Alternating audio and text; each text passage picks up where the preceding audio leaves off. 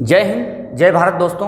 मैं पुष्पेंद्र गौड़ फिर से आप सभी का स्वागत करता हूं मेरी चैनल गणित की चौपाल पर। दोस्तों, मेरे सवाल और जितने भी अभी तक के हल हैं वो आपको लगातार मिल रहे होंगे और मैं लगातार आपको विषय वाइज, अध्याय वाइज क्रम से आपको वीडियो पहुंचा रहा हूं और इसी क्रम को लगातार अगर निरंतर बनाए रखना चाहते हैं तो मेरी चैनल को सब्सक्राइब जरूर कर लीजिए। आइए दोस्तों, खास बात पर आते हैं। आज कक्षा 9वीं विषय गणित अध्याय बहुपद हमारा चल रहा था, आपको ध्यान होगा। आज हम शेषफल प्रमेय और बहुपद के गुणनखंड दोनों के बारे में जो आपके कक्षा 9वीं में बात है केवल उससे संबंधित हम बात करेंगे। तो सबसे पहले बात करते हैं शेषफल प्रमेय। दोस्तों, शेषफल प्रमेय क्या है कि हम जब बहुपद को बीजी व्यंजक से भाग देते हैं या एक बीजी व्यंजक को एक बीजी व्यंजक से भाग देते हैं तो उसमें शेषफल बचता है, या तो वो शेषफल शून्य आता है या कोई और अंक आता है। तो एक तो तरीका है कि हम भाग देकर पता करें कि इसका शेषफल क्या होगा। तो उसके लिए दोस्तों मैंने x धन 1 से भाग दिया। अब यहाँ पर आप भाग देना भी सीख जाएंगे कि भाग किस प्रकार दिया जाता है बीजी व्यंजक में। तो दोस्तों, पहला पद आपने सिलेक्ट कर लिया कि इसका पहला पद है 3x की घात 2, इसको हमने रफ में लिख लिया। वो जो भाजक है उसका भी पहला पद ले लें, आप उसका भी पहला पद ले लें तो आप देखेंगे इस x से ये एक घात कम हो जाएगी तो इसका उत्तर आएगा दोस्तों पहले चरण में 3x। ये पहला चरण का उत्तर है। कुछ भी नहीं करना, आपको पहला पद लेना है, भाजक का भी पहला पद लेना है और उसको पहले रफ में हल कर लो। ये रफ कार्य चल रहा है हमारा, तो उत्तर आएगा आपका 3x।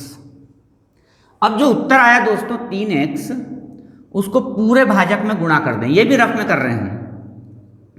तो 3x का x में गुणा किया तो 3x की घात 2 धन 3x।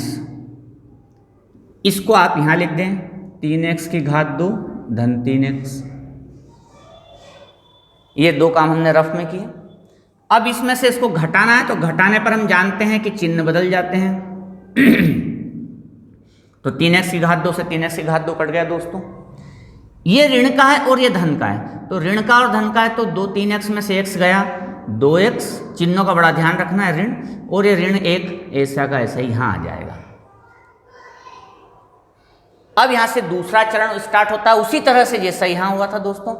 तो पहला पद में पहले पद से आप रफ में भाग दे दें तो आपका उत्तर आएगा ऋण 2। तो दूसरे चरण का उत्तर है ऋण 2। तो मैंने ऋण 2, अगर धन 2 होता तो धन 2 करके लिखेंगे, ठीक है। अब जो ऋण 2 आया है, हमेशा ये करना है कि जो आपका यहाँ पर भाग देने पर उत्तर आता है उसको भाजक से गुणा करना। बस यही हर चरण में ये की बात होगी, कोई नई बात नहीं आएगी। x धन 1 तो हो गया ऋण 2x ऋण 2। तो यहाँ लिख देंगे ऋण 2x ऋण 2। अब दोस्तों उसको घटाना है, इस पद में से इसको घटाना है तो चिन्ह बदल जाते हैं घटाने पर, केवल नीचे वाली बीजी व्यंजक के घटेंगे। ये ऋण का है धन का है, संख्या समान है, कट जाएगी। ऋण 2 में से ऋण 1, धन 2 में से ऋण 1 गया तो दोस्तों 1।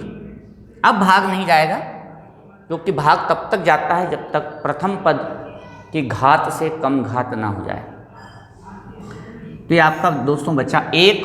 ये है शेषफल।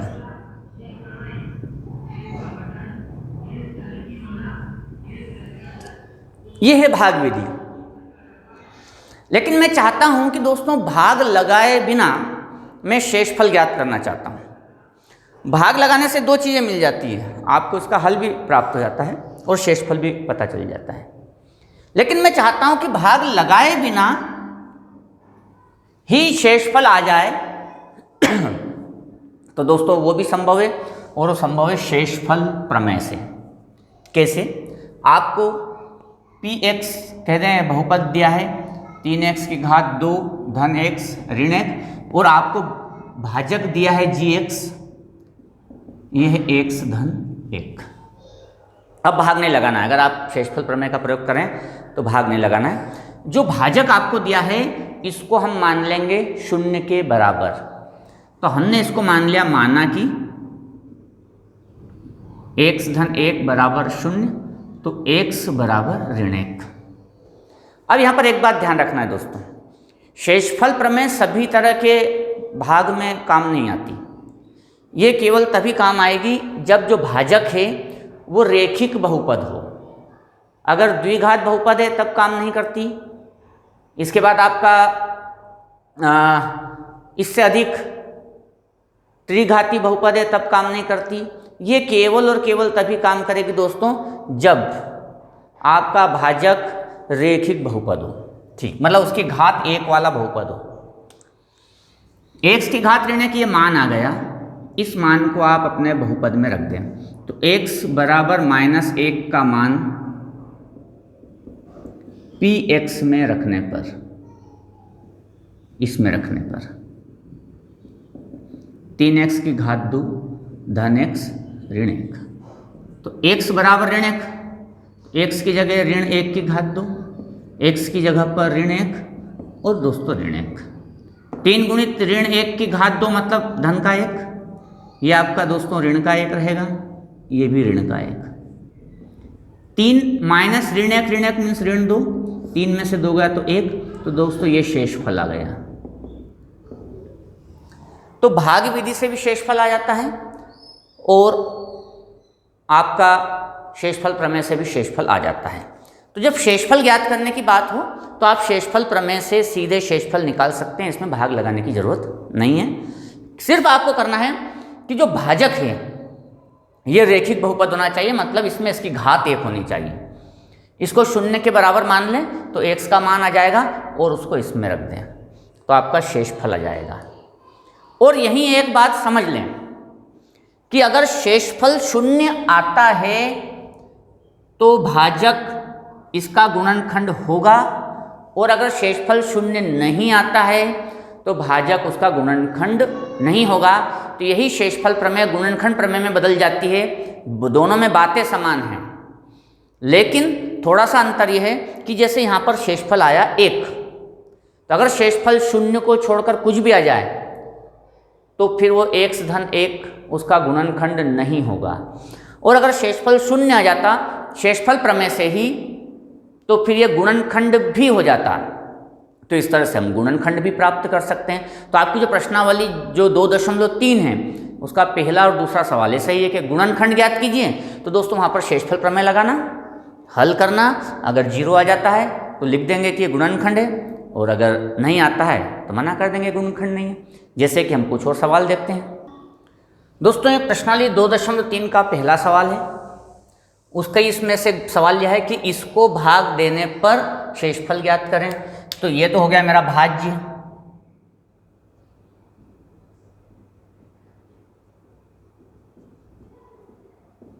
और भाग देना है मुझे x धन पाई से, ये हो गया भाजक, और ये रेखिक बहुपद भी है, घात 1 है इसकी।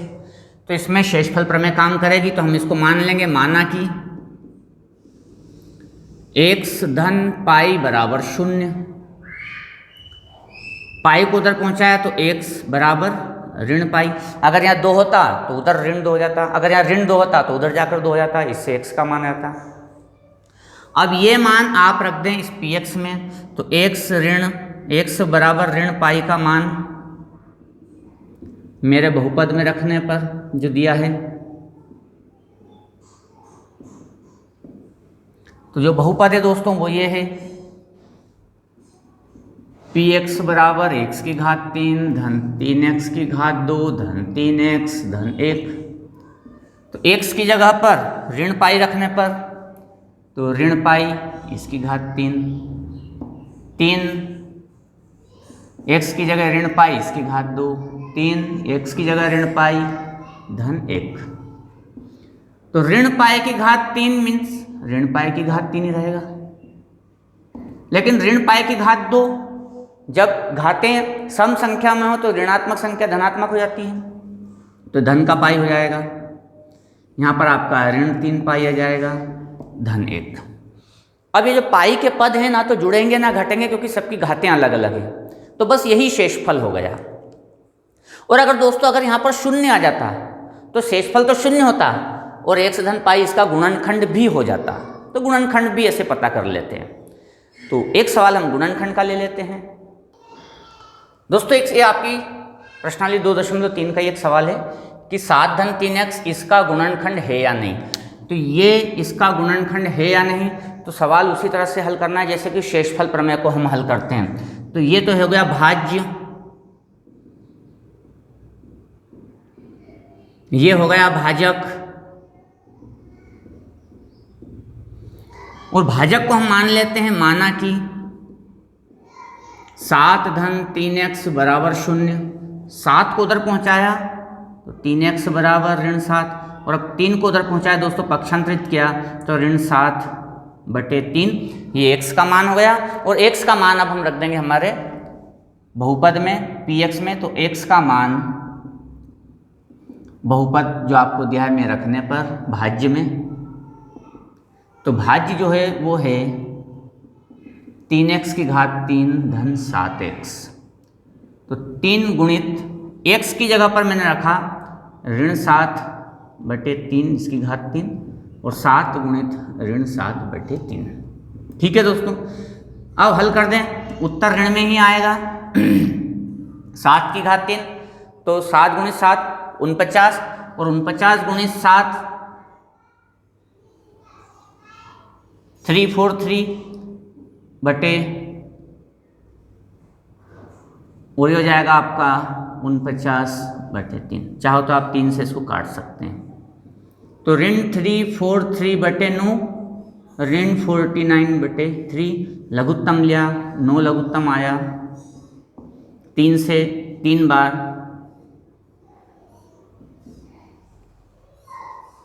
अब दोनों ऋण की संख्या है, तो दोस्तों 7 और 3 10, 4 और 4 8 और 1 9, 3 और 1 4 ऋण का बटे 9। लेकिन ये शून्य तो नहीं है, अगर ये शून्य आ जाता तो ये गुणनखंड होता, ये इसका गुणनखंड होता, लेकिन शून्य नहीं आया है शेषफल, इसलिए इसका गुणनखंड नहीं है। तो हम यहाँ लिखेंगे कि चूंकि यहाँ पर शून्य नहीं आता है इसलिए इसका गुणनखंड नहीं है। तो जो आपकी प्रश्नावली 2.4 है उसका पहला और दूसरा सवाल, उसमें यही पूछा गया कि इसके गुणनखंड है या नहीं, तो विधि यही है, इससे आप वो पहला और दूसरा सवाल हल कर लेंगे कि ये उसका गुणनखंड है या नहीं। दोस्तों बहुत आसान सवाल है, आप इनको कर पाएंगे, और अगर आपको समझ में ना आए तो आप मुझे कमेंट्स कीजिए, तो मैं फिर से उसमें और सुधार करके आपको अपने वीडियो भेजूँगा। दोस्तों आपको मेरे वीडियो लगातार प्राप्त होते रहें, इसलिए मेरे चैनल को सब्सक्राइब कीजिए। अगले वीडियो में फिर मिलेंगे, तब तक के लिए जय हिंद, जय भारत।